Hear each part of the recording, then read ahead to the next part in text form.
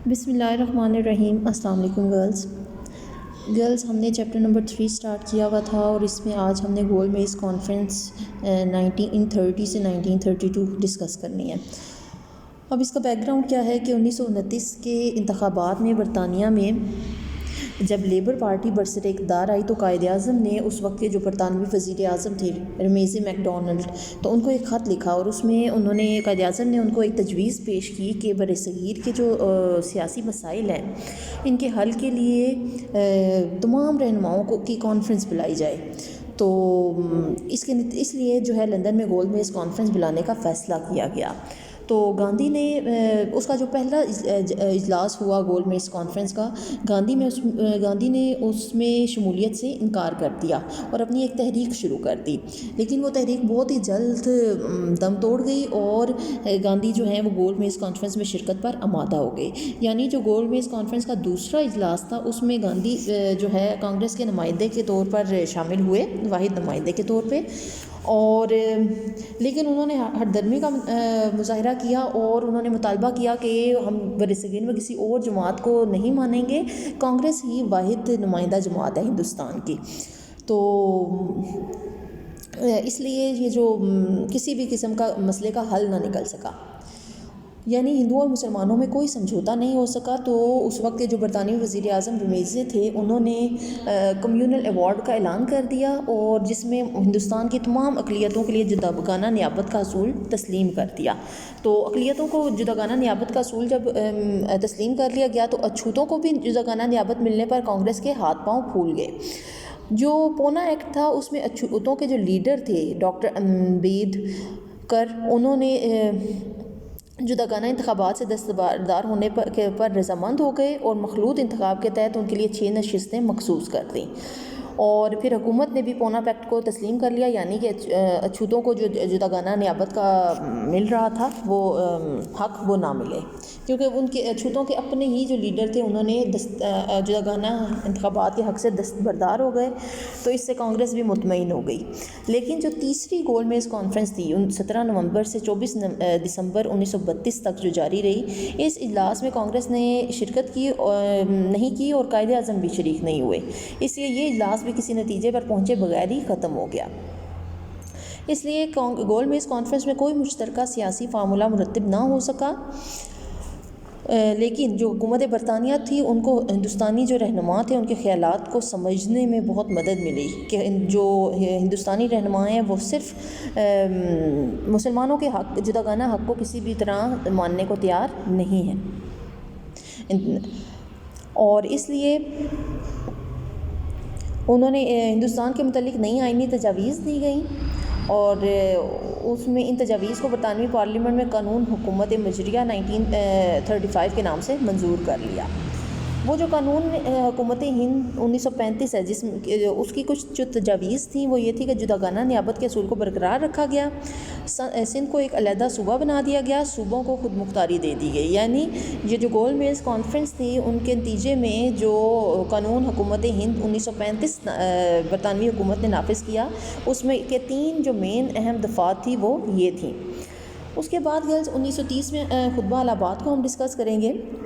1930 میں مسلم لیگ کا جو سالانہ اجلاس الہ آباد میں منعقد ہوا اور اس کی صدارت جو ہے علامہ محمد اقبال نے کی، اور انہوں نے صدارتی خطبے میں بڑی وضاحت سے ہندوستان کے حالات، مسلمانوں کی مشکلات اور مسلمانوں کے ماضی، ان کے مستقبل اور مسلمانان ہند کی منزل کی نشاندہی کی۔ کانگریس جو جس طرح ماضی میں مسلمانوں کے وجود سے انکاری تھی، اس لیے علامہ اقبال کو کوئی امید نہیں تھی کہ گول میز کانفرنس کا بھی کوئی خاطر خواہ رزلٹ آئے گا۔ تو اس لیے علامہ اقبال جو ہیں وہ گاندھی کی درمی کے پیش نظر جانتے تھے کہ کوئی بھی جو ہے خاطر خواہ نتیجہ نہیں نکلے گا، اس لیے مسلمانوں کی منزل ایک علیحدہ مملکت ہی ہے۔ جو خطبہ الہ آباد ہے اس کے اہم پوائنٹس بچے اہم نکات بھی آ سکتے ہیں پیپر میں، وہ کیا تھے؟ پوائنٹس کی فارم میں ہیڈنگز کے ساتھ آپ کریں گے۔ جو مین خطبہ الہ آباد کا اہم پوائنٹ تھا وہ ہے کہ اسلام ایک زندہ قوت ہے، یعنی اسلام جو ہے وہ ریاست اور فرد دونوں کی زندگی میں اہم کردار ادا کرتا ہے، اور یہ مسلمانوں کے لیے ایک دستور حیات ہے، اور مسلمان جو ہے وہ اسلام کو ایک طاقت سمجھتا ہے، یہی طاقت انسان کے ذہن کو وطن اور نسل کے تصور کی قید سے نجات دلا سکتی ہے۔ تو اس کا یہ اہم پوائنٹ تھا کہ علامہ اقبال نے اسلام ایک زندہ قوت ہے پر زور دیا۔ سیکنڈ ہے کہ اسلام مکمل ضابطہ حیات ہے، یعنی خطبہ الہباد میں اس بات پر بھی زور دیا گیا کہ اسلام ایک مکمل ضابطہ حیات ہے، یعنی یورپ میں مذہب ایک فرد کا ذاتی معاملہ ہے، لیکن اسلام ایک وحدت ہے، اس میں ایسی کوئی تفریق نہیں ہے۔ اسلام چند عقائد کا صرف مجموعہ نہیں ہے، بلکہ یہ ایک مکمل ضابطہ حیات ہے۔ مذہب کو فرد اور ریاست کی زندگی میں بڑی اہمیت حاصل ہے۔ تھرڈ پوائنٹ ہے بچوں، مسلمان ایک قوم ہے۔ ہندوستان کے جو مسلمان ہیں اپنے تہذیب و تمدن، ثقافت اور اسلام کی وجہ سے یہاں کی دوسری قوموں سے بہت مختلف ہیں۔ ان کی تعداد برصغیر میں 7 کروڑ ہے اور ہندوستان کے دوسرے باشندوں کی نسبت ان میں زیادہ ہم آہنگی اور یکسانیت پائی جاتی ہے۔ اس لیے ہم کہہ سکتے ہیں کہ مسلمان کو جدید ترین معنی میں قوم کہا جا سکتا ہے۔ فورتھ پوائنٹ ہے بچوں، متحدہ قومیت کی تردید۔ مغربی ممالک کی طرح ہندوستان کی یہ حالت نہیں ہے کہ اس میں ایک ہی قوم آباد ہو۔ ہندوستان مختلف اقوام کا وطن ہے جن کی نسل، زبان، مذہب سب ایک دوسرے سے مختلف ہیں۔ یہی وجہ ہے کہ ان میں وہ احساس پیدا نہیں ہو سکتا جو ایک ہی نسل کے مختلف افراد میں ہوتا ہے۔ تو یعنی اس بات پہ زور دیا گیا کہ متحدہ قومیت یعنی ہندو اور مسلمان اکٹھے نہیں رہ سکتے۔ ہندو مسلم 2 الگ قومیں۔ ففتھ پوائنٹ ہے بچوں کہ ہندو اور مسلمان 2 الگ قومیں ہیں۔ علامہ اقبال نے اس بات پہ زور دیا، ان میں کوئی بھی قدر مشترک نہیں ہے۔ یہی وجہ ہے کہ 1000 سال سے اکٹھے رہتے ہوئے بھی مسلمان اپنی الگ حیثیت قائم رکھے ہوئے ہیں۔ ایک ہی ملک میں رہنے کے باوجود ہندوؤں اور مسلمانوں میں یکجہتی کی فضا قائم نہیں ہو سکی 1000 سال اکٹھے رہنے کے باوجود، اور اس لیے یہ دونوں الگ قومیں ہیں۔ 6 پوائنٹ ہے بچوں، مسلم ریاست کی ضرورت۔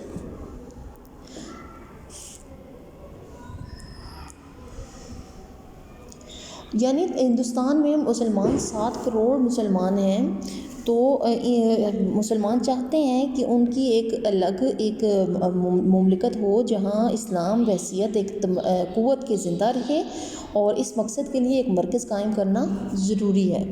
7 ہے بچوں، علیحدہ وطن کا مطالبہ۔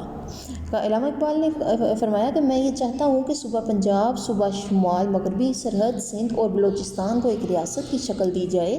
یہ ریاست برطانوی ہند کے اندر اپنی حکومت خود اختیاری حاصل کرے، خواہ اس کے باہر۔ انہوں نے کہا مجھے تو ایسا نظر آتا ہے کہ شمال مغربی ہندوستان کے مسلمانوں کو آخر ایک منظم اسلامی ریاست قائم کرنا ہی پڑے گی۔ تو مینز اس میں ایک اشارہ ہے کہ الگ مملکت کے قیام کی طرف۔ 8 ہے بچوں، سائمن کمیشن کی سفارشات پر تنقید۔ علامہ محمد اقبال جو تھے وہ جداگانہ انتخاب کے بہت زیادہ حامی تھے۔ یہ جو تجاویز دہلی پیش کی گئی تھی نا کہ جداگانہ انتخابات سے دستبردار ہونے کے لیے کچھ تجاویز دی گئی تھی جنہیں تجاویز دہلی کہتے ہیں، تو علامہ اقبال تجاویز دہلی کے مخالف تھے اور وہ جو سرشفی تھے ان کی حمایت کی۔ اور ہم نے اس میں پڑھا تھا نا کہ جو مسلم لیگ تھی وہ 2 حصوں میں بٹ گئی تھی، ایک جو ہے وہ جناح لیگ بن گئی تھی اور ایک شفیع لیگ جو ہے وہ بن گئی تھی، تو وہ سرشفی کی جو ہے حمایت میں تھے۔ تو اس طرح سے علامہ اقبال نے سائمن کمیشن نے جو بنگال اور پنجاب میں مسلمانوں کی آئینی اکثریت کی حمایت نہیں کی تھی، آپ نے اس پر تنقید کی۔ 9 پوائنٹ ہے بچوں، ہندوستان کی آزادی کے لیے ضرورت اتحاد۔ علامہ اقبال نے اپنے خطبے میں واضح کر دیا تھا کہ اگر مسلمانوں کے جائز مطالبات پورے نہ کیے گئے تو وہ متحد ہو کر کوئی آزادانہ سیاسی قدم اٹھائیں گے۔ اور مسلم مملکت کا جو وطن کا مطالبہ تھا علامہ اقبال کا، انہوں نے فرمایا کہ مسلم مملکت کا میرا یہ مطالبہ ہندو اور مسلمانوں دونوں کے لیے نفع بخش ہے۔ ہندوستان کو اس سے حقیقی امن و سلامتی کی ضمانت مل جائے گی، یعنی جو روز روز کے ہندو مسلم فسادات ہو رہے تھے اس سے نجات مل جائے گی۔ اور 10 پوائنٹ ہے بچوں، چودھری رحمت علی اور پاکستان نیشنل موومنٹ۔ چودھری رحمت علی نے 1933 میں پاکستان نیشنل موومنٹ کے نام سے ایک تنظیم قائم کی، جس کی طرف سے انہوں نے پنجاب، سرحد سندھ، بلوچستان اور کشمیر پر مشتمل پاکستان قائم کرنے کی تجویز پیش کی۔ یعنی انہوں نے اس وقت 1933 میں جو جداگانہ مملکت ہم بنانا چاہ رہے تھے اس کا نام پاکستان تجویز کیا۔ تو یہ ہے بچوں علامہ اقبال کا خطبہ الہ آباد 1930۔ پھر گرلز 1937 کے انتخابات اور کانگریسی راج۔ 1935 کا جو ایکٹ تھا جس میں کہ 3 مین پوائنٹس ہم نے پیچھے ڈسکس کیے تھے، کانگریس نے اس کی مخالفت کی۔ اور انہوں نے صوبائی انتخابات میں حصہ لینے کا فیصلہ کیا۔ اس کے باوجود انہوں نے صوبائی انتخابات میں حصہ لیا، اور اس ایکٹ کے تحت جو مارچ 1937 میں صوبائی انتخابات منعقد ہوئے، کانگریس کو 11 میں سے 6 صوبوں میں اکثریت حاصل ہو گئی، اور 2 صوبوں میں جو اقلیتی گروپوں کو اکثریت حاصل ہوئی تھی ان سے بھی انہوں نے گٹھ جوڑ کر دیا۔ اس طرح کانگریس نے 8 صوبوں میں حکومتیں قائم کرنے میں کامیاب ہو گئی، 11 میں سے 8 میں۔ پھر بچوں کانگریسی وزارتیں 1937 سے 1939۔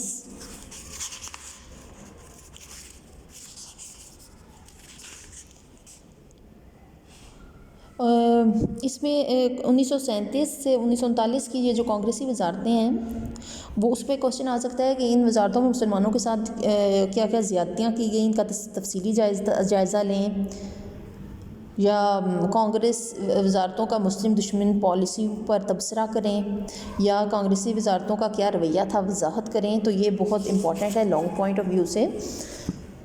جو کانگریسی وزارتیں تھیں جولائی 1937 سے نومبر 1939 تک جو ہے برسر اقتدار رہیں، اور اس میں جو کانگریس تھی ان کا مسلمانوں کے ساتھ جو رویہ تھا وہ کیا تھا وہ ہم ڈسکس کریں گے۔ اور یعنی یہ جو کانگریسی وزارتیں تھیں ان میں مسلمانوں پر کانگریس کا اصل جو روپ تھا وہ واضح ہو گیا تھا، یعنی کانگریس کا اصل روپ بے نقاب ہو گیا تھا مسلمانوں پر، کیونکہ انہوں نے ہر وہ کام کیا جو کہ مسلمانوں کے خلاف جاتا تھا ان کانگریسی وزارتوں پہ۔ تو اب ہم دیکھیں گے کہ کانگریسی وزارتوں کا مسلمانوں کے خلاف کیا کیا اقدامات کیے کانگریسی وزارتوں نے۔ یعنی کانگریسی وزارتوں کے جو مسلم دل آزار اقدامات تھے اس میں سے پہلا ہے، یہ بھی آپ نے ہیڈنگس بھی فارم میں کرنا ہے بچوں، تو پہلا پوائنٹ ہے بچوں ترنگا پرچم۔ کانگریس نے سارے ملک میں سرکاری اور غیر سرکاری عمارتوں پر جو برطانوی پرچم تھا اس کے ساتھ کانگریس کا 3 رنگا پرچم بھی لہرانا شروع کر دیا۔ یعنی انہوں نے یہ شو کروایا کہ ملک میں 2 پارٹیاں ہیں، انگریز اور کانگریس۔ تو قائد اعظم نے پنڈت لال نہرو کی توجہ اس طرف دلائی، تو جو پنڈت لال نہرو تھے انہوں نے کہا کہ یہ جو جھنڈا ہے کانگریس کا یہ آرٹ کے نقطہ نظر سے حسین رنگوں کا امتزاج ہے، یہ اس لیے لہرایا گیا ہے، اس لیے یہ کہہ کر انہوں نے بات کو ٹال دیا۔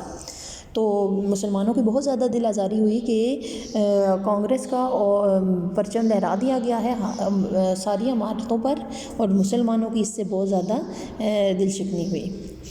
سیکنڈ پوائنٹ ہے بچوں انتظامیہ کے کام میں مداخلت۔ کانگریسی وزارتیں جو تھیں وہ برسر اقتدار آتی ہی انتظامیہ کو اپنا اعلیٰ کار بنانے کی کوشش کرنے لگ گئیں،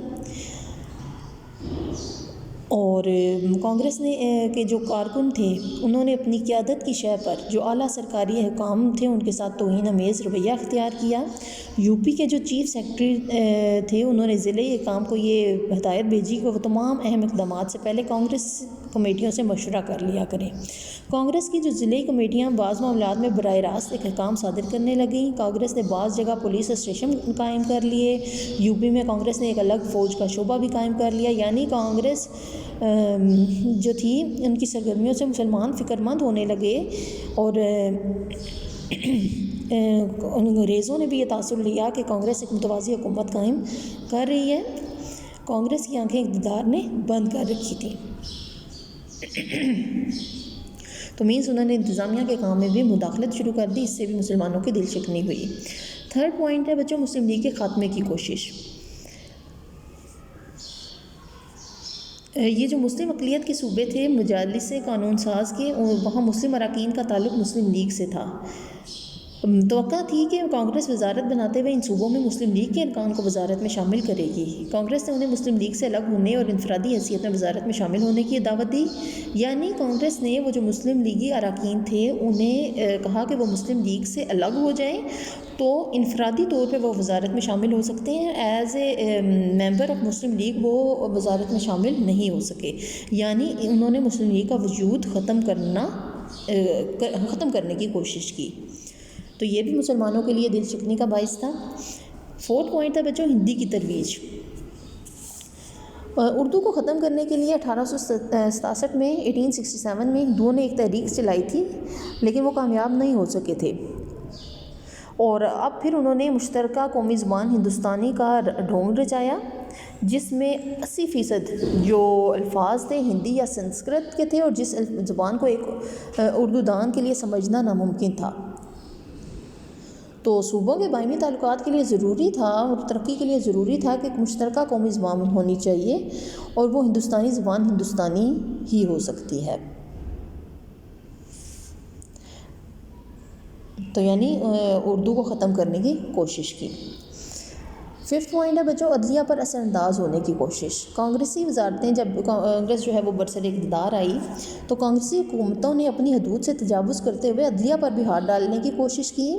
الہ آباد ہائی کورٹ کے ڈاکٹر مکھرجی نے مقدمے کا فیصلہ سناتے ہوئے لکھا کہ ہم یہ مانتے ہیں کہ ہم مختلف عدالتوں کو باثر سیاسی شخصیات نے مختلف مقدمات میں کسی نہ کسی فریق کی حمایت میں خطوط لکھے ہیں۔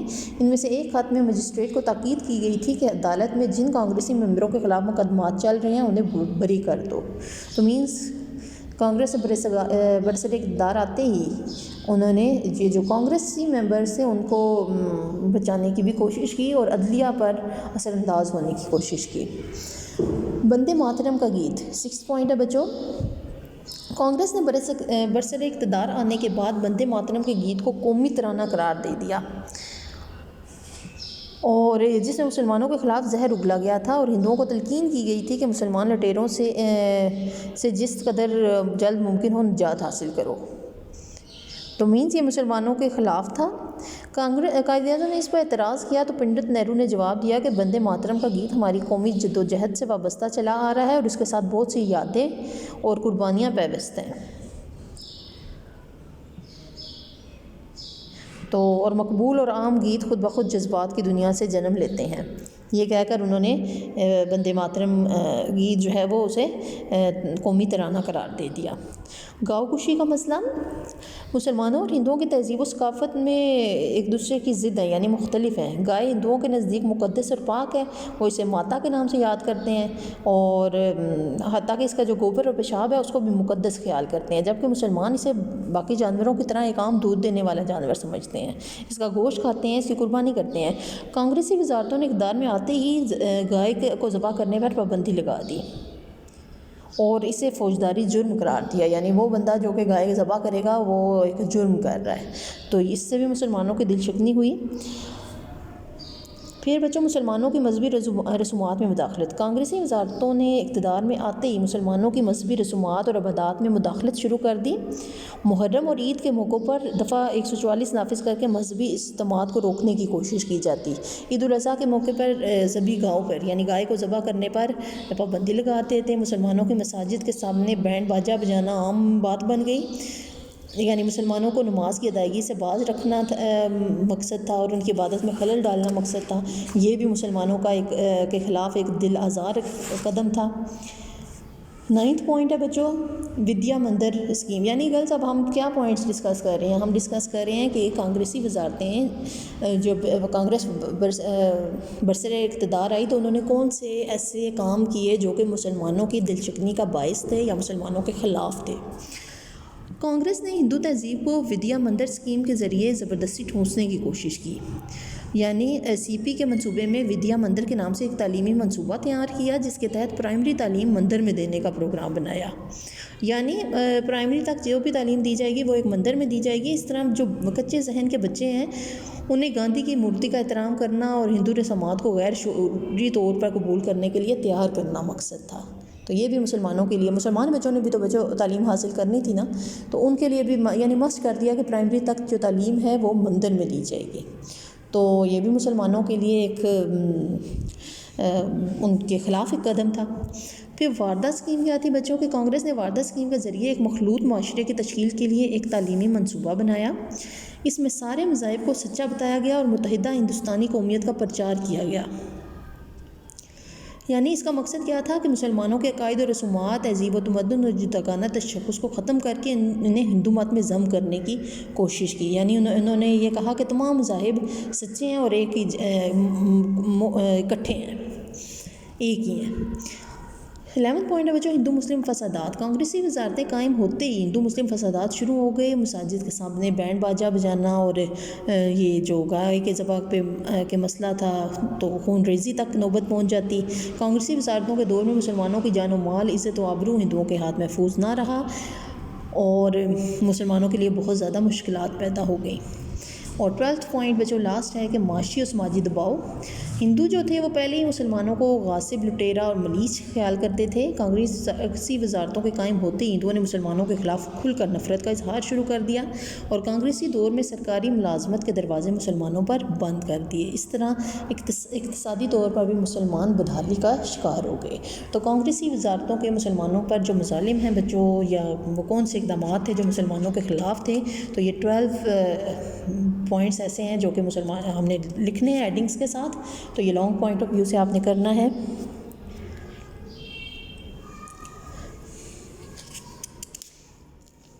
اب یہ جو بچوں کانگریسی راج کے اثرات اب گرلز ہم ڈسکس کریں گے. یہ جو کانگریسی راج تھا، یہ کانگریس کو جو اقتدار ملا تھا. پہلا پوائنٹ ہے بچے یوم نجات. 1939 میں جب کانگریسی وزارتوں نے مستعفی ہونے کا اعلان کیا، 1939 میں دوسری جنگ کا آغاز ہوا تو کانگریس برطانوی حکومت کی مشکلات میں اضافے کی خاطر کانگریسی وزارتوں سے مستعفی ہو گئی، یعنی جو برطانیہ کے لیے مشکلات پیدا کرنے کے لیے. جو انگریز تھا وہ پہلے ہی سوچ رہے تھے کہ ہنگامی حالات کے نفاذ کیا جائے ہندوستان میں. کانگریس کے جو مستعفی ہونے کا فیصلہ تھا اس نے اس میں آسانی کر دی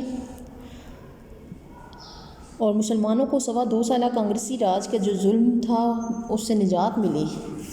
تو انہوں نے یوم نجات منایا. قائد اعظم نے اپیل کی کہ 22 دسمبر 1939 کو یوم نجات منایا جائے.